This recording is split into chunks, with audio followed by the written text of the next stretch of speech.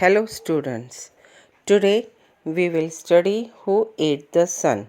The name of the chapter may seem strange to you because no one can eat the sun. But in this chapter we are going to read about the myth. This is made by people in different ways in different countries. So before beginning, let us know the difference between a myth and a legend. A legend and a myth are both blocks of text. But did you know that they are exactly opposite? The main difference lies in their hidden meanings. A legend is always based on some historical fact which did happen or have been claimed to happen. Usually, the main character in a legend is a historical hero or someone who did a great work. Example, freedom fighters, strugglers, etc. Whereas myths are mostly based on imagination, thinking, and fantasy. They are not based on any reality or fact.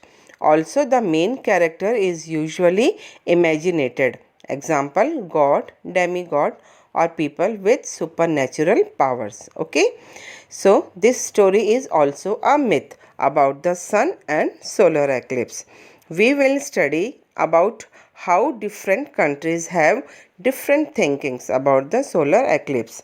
Solar eclipse actually occurs when the moon comes between the earth and sun, but the people who do not know about this, they think that someone has eaten the sun. Can someone really eat the sun? Let's study about that.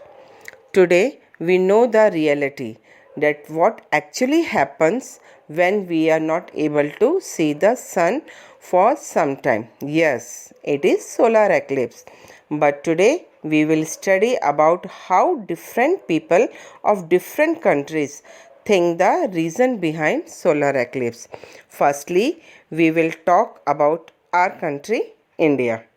There is an old story when the ocean was churned or when Samudra Manthan happened and Amrit came out of it. Rahu, the demon, or you can say Rakshas, disguised as a god to drink the Amrit. At the moment he started to drink the Amrit, Lord Surya told Lord Vishnu about this. Then Lord Vishnu came and sliced Rahu's head, as a result of which his body died, but his head became immortal. Since then, it is claimed that the chopped head of Rahu keeps rotating in the sky and eats the sun. Okay, but as he does not have a throat, the sun escapes from Rahu.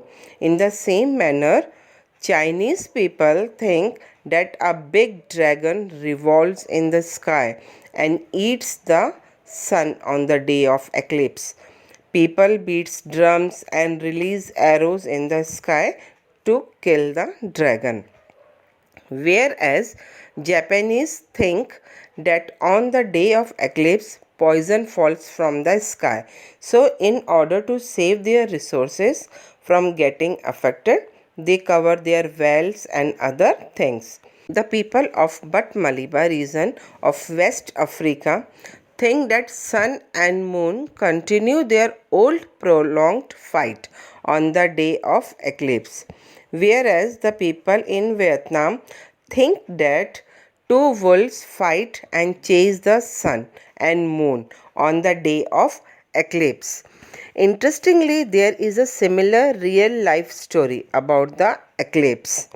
The armies of LYDIANS and MYTHOLOGY were fighting for a very long time.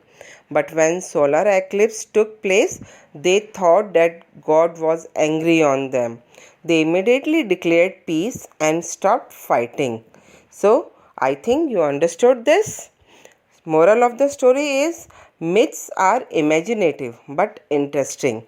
They are a way through which we can express our fantasies and imaginations.